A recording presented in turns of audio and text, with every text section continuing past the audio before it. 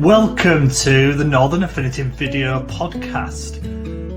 During this session, we will be having an unedited discussion with an expert. And what I'll be planning to do is, during our discussion, get them to teach me something. Teach me about something that's of interest, but also they are an expert in. I'm Michael Edwards and I'm the founder of the Northern Affinity. And I will tap into our wonderful community to bring you along on my drive for self-improvement and my desire to learn. So please connect with me on various social media platforms, whether it's LinkedIn or Instagram or Twitter. And I'd love to hear from you what subjects you'd like to learn more about, or what subjects you think it'd be good for me to learn about. So please, get in contact and let me know. All the details will be in the show notes, and you can send me an email or contact me by the various platforms. I really hope you enjoy the show. Welcome, everyone, to the latest episode of the Northern Affinity podcast and the Teach Me How series. For those who've read the show notes or are watching us now on YouTube, you can see we're going to talk about how to protect your business and your investments. And I'm delighted to say that I'm joined by Anny. So thank you for joining me today, Anny. Thank you. Thank you, Michael. Great to be here. And for those kind of eagle-eyed people who are watching, have probably noticed I'm in a slightly different location than normal. I'm actually recording this from one of our venues that we use for our events, Clockwise, which have got some new Zoom and podcast studio rooms. So it's really interesting to see how this is a bit different environment. So I'll be ready to see how the sound comes out, because these rooms are very much designed for these things as well. So if anyone's noticed that, then well done to you. So before we go on and talk about the subject in a bit more detail, Anny, do you want to just give us kind of a quick introduction to yourself and your business and what you do, and we can kind of go from there? Yeah, hi everyone. My name's Anny Lian. I'm a director of Factoring Consulting. The business was set up over 3 years ago, and our focus is really to work with business owners in terms of creating protection solutions for them and help them build their financial war chest so we can get business owners to where they want to be. And I think that the biggest part of it is I'm hoping to use this business to make sure that business owners, their business finance and personal finance can work seamlessly together. Yeah, that makes a lot of sense, because I think probably most people kind of almost put them two things as separate things, don't they? The business and the personal finance, when in reality they are very, very obviously closely linked. So before we kind of go into the how, I guess the important question to start with is why. Why would someone, whether it's someone who's starting their business today or someone who's been running a business for 20 years, why do they need to protect their business, and why do they need to protect the investments? Why does that matter so much? Yes, that's a very, very good question, Michael, because I think the number one premises is that no business is set up or run in the bubbles. We have many shareholders around us in the business and around the business, starting from the shareholder, be the sole owner or anyone else, any other shareholders. And then also you get customers, and you got suppliers, you get creditors, and then you got staff, employees. How do you retain them? So there's a lot of these bubbles. It's not, we call it our own little bubbles, but adjacent to that, it's all the family members of all these stakeholders. And then so if we do not protect our investment, you're going to have ripple effect affecting everybody else around us. For instance, if you only have one customer, and then that customers all of a sudden decided or go bankrupt due to whatever reason, they stop the contract from you, all of a sudden you lose the revenue. So your original, the capital investment, will have to be divided to find a replacement, or you just really have to turn to the bank saying, can you give me more cash to tie me through? So that's really why we need to protect investment, not to mention that it's our hard own money. And when we put in the not just monetary capital, it's also emotional capital that a lot of our life worth capital in the business. We need to protect them. It's really, really important. Absolutely, and for most, if not everybody, who's kind of started their own business, they've probably, like you quite right said, there's obviously the financial element of it, but Yes, there's definitely the emotional. There's also the time element of it. There's probably a lot of kind of let's call it blood, sweat, and tears that have gone into a business. So yeah, exactly. and obviously, if you get a point where you've started to establish it and it's becoming relatively successful, and obviously success is relative to each individual person, it to protect that is vital because it's the financial, but there's probably a bit more than that, isn't there? Like you said, the emotional side of it and the time. It's important to be able to put things in place that Yes, can do that. exactly. And the things people think about protection is that in case of the worst case scenario, but sometimes the protection needs to happen much earlier on. You need to anticipate the potential risks. So I was a banker, helping business raising billions and millions of funds in that business. Our number one concern is that while the owners, business owners, sell a business, they're very driven in growing the business. Our One of our main focus is to bring them back, say, what are your key risk factor? What if anything to happen to yourself, to customers, to suppliers? And for instance, if you only have one supplier, the supplier warehouse gets burned down and the machinery stop working, what's going to happen to you? So that's where we're coming from. The risk management that's really important to protect the business. Yeah, and that's probably a really good point actually on terms of I guess the things that can go wrong. Now, obviously every business is individual and they'll all have their own kind of individual risks to an extent. But from kind of your experience, what are the main, maybe the kind of more generic issues that business could, and the things that can go wrong that people need to protect themselves against? What examples have you maybe seen over the years? Yeah, the first number one example that it's the owners, where so for instance we're shareholders, and because I mentioned the key stakeholders and shareholder, customer, supplier, accreditor, and staff. I think the first one what I see is that sometimes when we're so focused on growing our business, and then people tend to lose track of the who is the main engine. Even when we drive a car, we have a mindset that every 10,000 miles, every whatever, we take into uh, the shop for big maintenance work to make sure it keeps going. But when we're as business owners, sometimes we keep on driving the business. We never thought about what's going to happen to ourselves if we're taken out of the picture.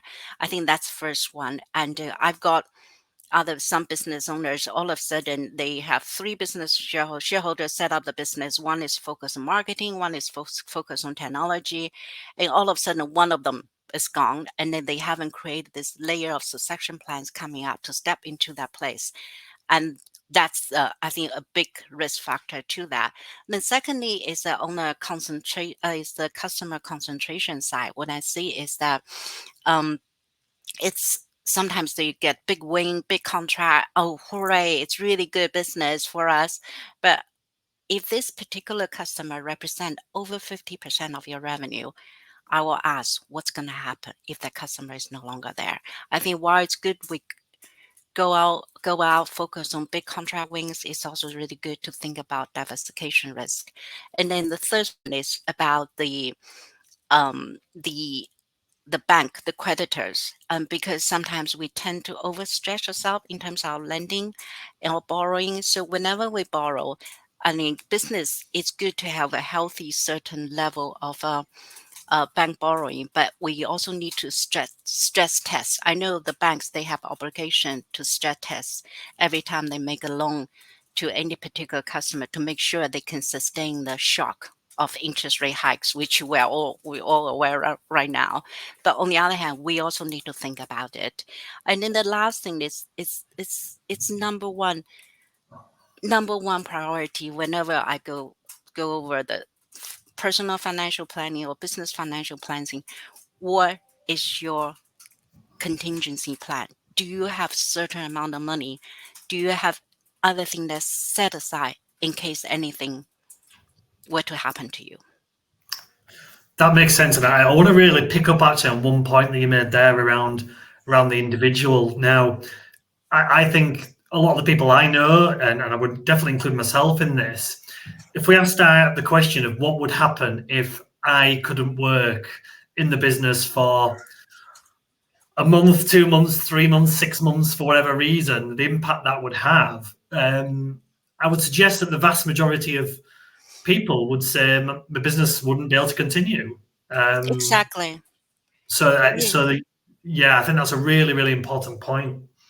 Yes, I think there are. It's very, very important because I know when we're growing, mm, we just sometimes when we started out, we have one or two original staff or employers, just shareholders. We're doing everything on our own, and then but it's really good to think about building this network around you. For instance, if you were just need to even not, it doesn't have to be sick, or just you need to take 1 month out. Do you have other contingent staff can step in, for instance, even on a contract basis? On there's a lot of some, I wouldn't say virtual assistant, but someone within your network that can step in and help you to manage the process through. Because you mentioned to me, Michael, when we spoke that you said for the Newcastle or Manchester, you're thinking about having someone to help you manage that the Yeah, business while you are so focus you allow you to focus on other things. But we also need to think about what if you don't have anything else focus other than just to give yourself some downtime to away from the business for other things for whatever reason. So it's really important. I think when we're growing, we need to think about the contingent plan. What if I know it's not a nice pleasant thoughts. I have my whenever I talk to clients, they say, okay, I'll think about it. Oh, what if, whatever, okay, maybe another time. But it there's no better time than right now. Just having some contingent plan in a place, either be your family members or someone that work closely with you, even on part-time basis. At least give the business some time to, or customer sometimes absorb the shock rather than say, right, I'm gonna fold up and that's it. absolutely. I'd like to kind of add to that as well. So I think most people think about maybe if your business, you sustain an injury or an illness, probably most people think, well, I could still go on my laptop and do bits, and because there might be a lot of people watching this whose work is based around that. You might, I don't know, marketing, for example, and that's fine. I know an example of someone who unfortunately had an injury, which essentially meant that they weren't able to basically look at a computer for several months. So it's not just, it'd be obvious for, I don't know, a builder. If they broke their leg, it's very difficult to Yes. do their job. Now, for my job, for example, if I broke my leg, then I could actually conceivably, I could still do what I do, really. But there's other things that could happen to you that means you can't. And it's not just maybe the physical element of it as well that people need to think about. Yeah, it's not just the physical, it's that there's a financial and also personal impact. Even if, say, for instance, if you first for instance the you might need to take time, half a day or 1 day to GP, and therefore you lose your revenue earnings during that particular time. That's we're talking about financial side of it. But on the other hand, it's just then your family side. Maybe if you have children, your spouse might need to take some time off because there's all these carrying additional carrying responsibility, which might affect her financial income, and not to mention the stress. And I know just being a working mom myself, and if just it's even if I would have to go away somewhere for half a day during the happen to be the school run time, you just like you kind of scramble with what to do with the school pickups and everything. It's a stress element, and the things there are easy ways to do that. And for instance, there are a lot of critical illness insurance out there, and that either that pays you one off. One of lump sum, or pays you continuous income. And as a business owner, there are many ways that you can run through these policies through the business in a very tax efficient way without having making sure that having that your money I mean your family have to pay for it. So there are different ways of getting around it, just to give us additional that cushion. I know everything, it's not just the money, but with a bit money in the that comes in during the time when we need it the most, will give us so much breathing space so we can focus on the emotional side of it, another side of and family side of the issues when the crisis hits. Yeah, no, and that's actually a great segue into my next question, which is kind of the how. How do we do it? So how? Yes. And again, I appreciate that every single business is different in their own way, and every individual, we all have our requirements. But again, if we kind of speak relatively generally, what type of things can someone do to protect themselves and to protect their business? Which I guess is the whole point of this podcast. What kind of things could people think about at least? Yes, the first one is setting up a emergency fund, emergency war chest. So that's really number one. The second is that in terms of HR personnel, think about the contingent plan, and then the third one is think about how do you manage this potential risk, either customer concentration, supplier concentration, or whatever interest loan, because we a lot of our as a SME business owners, we tend to have to put up personal guarantee for business loans. So there are many uh, insurance products out there that can actually provide tax-free cash when you need it the most, including either business, for instance, shareholders protections, and or also key person insurance in case one of your sales staff is responsible for over 50% of the customers, and also even like shareholders loans protection. So when you provide personal guarantees, so if anything will happen to your business, uh, the bank will not go after your personal guarantee, which is tends to be your houses or other family assets. They can just use a policy.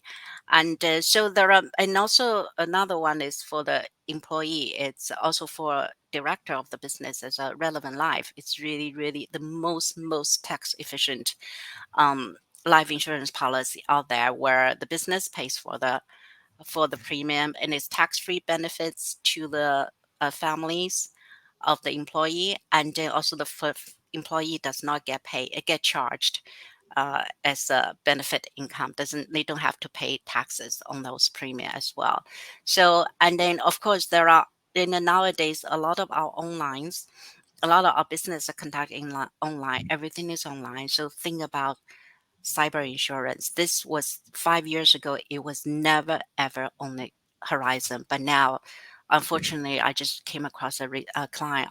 Unfortunately, his business was hacked by someone to the ransom. So it was cost huge.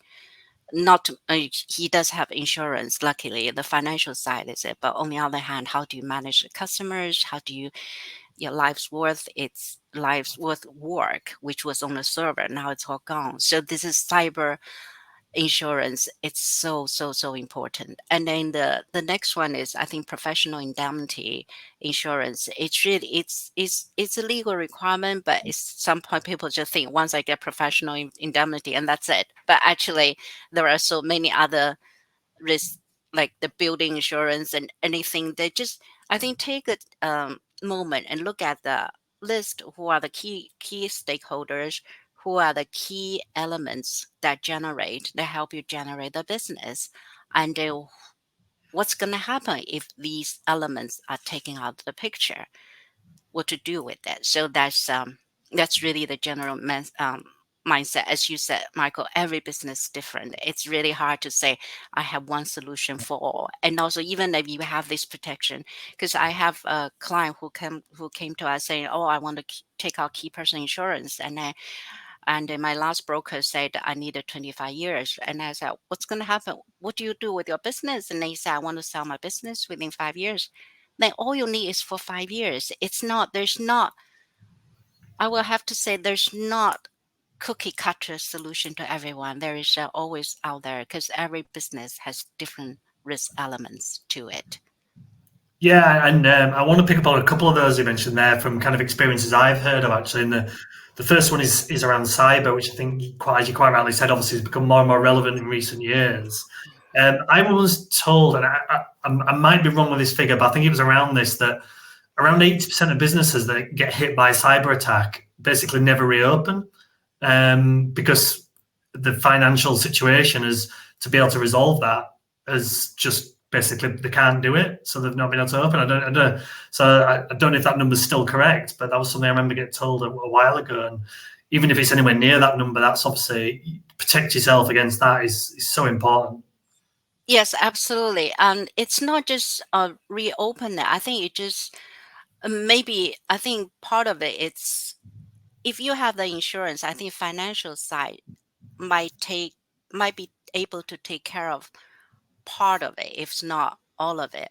But I think the stress, the think about, especially when you think about GDPR liability, because a lot of our customer data is is on the server. What if it gets falling into the wrong hand and then you're subject to potential liability? I think to the lawsuit and everything, it's just unthinkable. So I think it just sometimes the paying the ransom doesn't just stop everything, even if you have the money. It's just the implication of that. And maybe that's why, unless you're big corporates with the billions of money in the bank, it's really really hard, I think. But I would think in terms of, it's not probably not just monetary side of it, it's there's a lot of it, it's I think on the emotional side. So that's why for me it's a risk protection. It's not the money issue, it's that peace of mind, it's that protection, thinking that you yourself, your staff, your families will have something to fall back on if unfortunate event hits. Yeah, and that kind of leads me on to my second one. Actually, was I been like you in a previous history in banking, and I came across a few examples where a business had two or more partners, essentially, of the business and shareholders, and unfortunately, one of them, in one example I can think of, unfortunately, one of them died, which meant the shareholding went to their partner, as in personal side of it, and that person then sold it on to someone else who came into the business, and it caused all sorts of issues because they weren't aligned with the other person, or they wanted to sell it again. From the two businesses wanted to sell a business, one did, one didn't, and they ended up selling to someone else. And again, that caused all sorts of issues. And having something in place that says, essentially, if you want to sell the part of the business for whatever circumstance, this is what happens, or you get first refusal, would have made a big difference to somewhere. Yes. I came across a couple of examples of that where it basically was the beginning of the end of the business when that happened.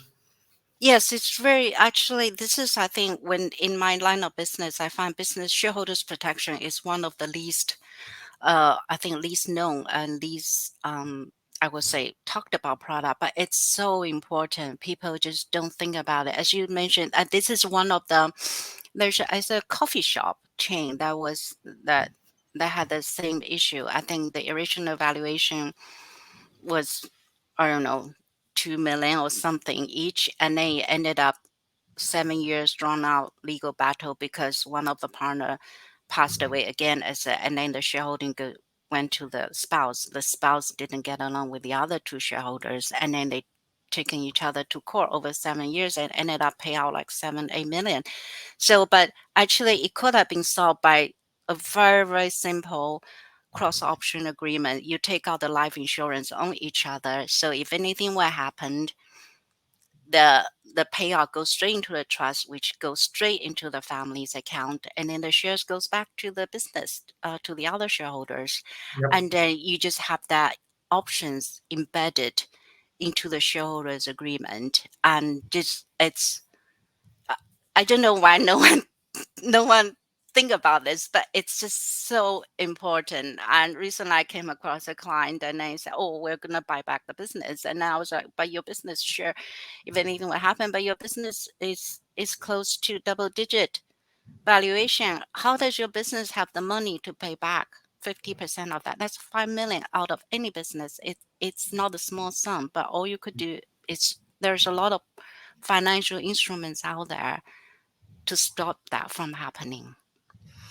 Absolutely, no, that makes sense. And final question for me, Annie, is around, I guess, when people should look at this. Is it from the very start, or is it at a certain point? Because there might be people watching this and the businesses maybe just started recently, and it's only them, and probably think, well, it's not really got much value. Or people might be people who are watching this who's been going 20 years and the business will be worth whatever it is.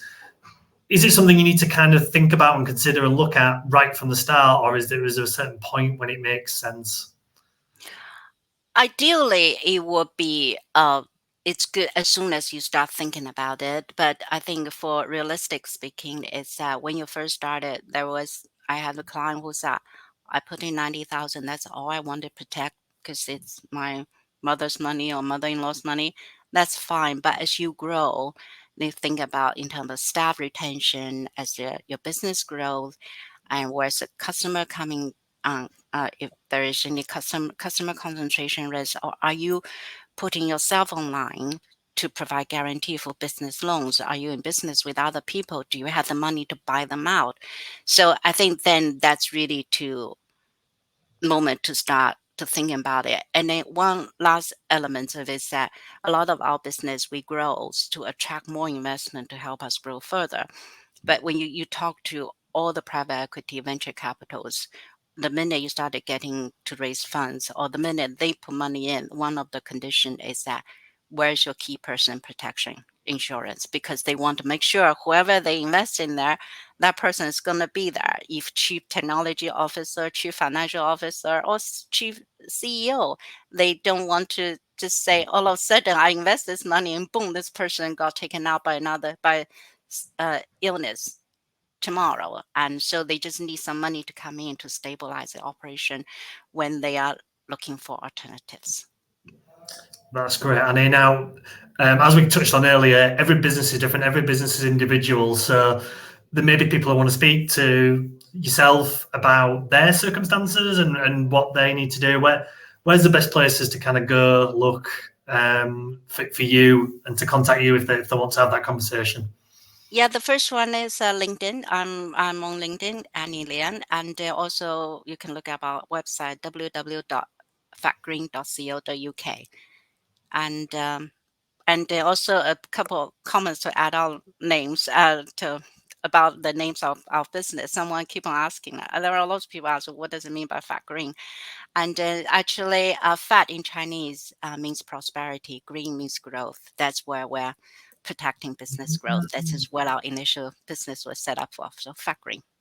I like that. That's really, that's fascinating, and it perfectly, suits what you do in your business. So, yes. Yeah, that's really well, thank you, Annie. Thank you so much. And I'll just mention as well, if for whatever reason people can't find you, if it is on LinkedIn, I will put the links to you on the show notes, whether this is on the podcast platform or through YouTube as well.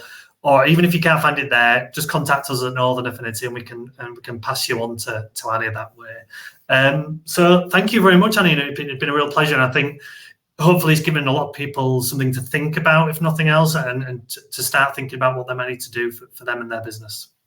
All right. Thank you, Michael. Thank you for having me. It's such a pleasure talking to you, as always. Thanks. Thank you. Okay. Bye. I hope you enjoyed this chat today, and like me, you learned something new from our wonderful expert.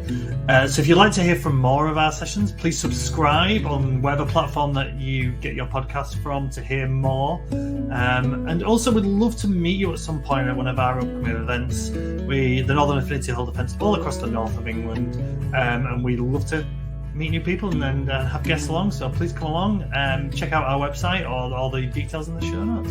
Thank you very much for listening, and see you next time.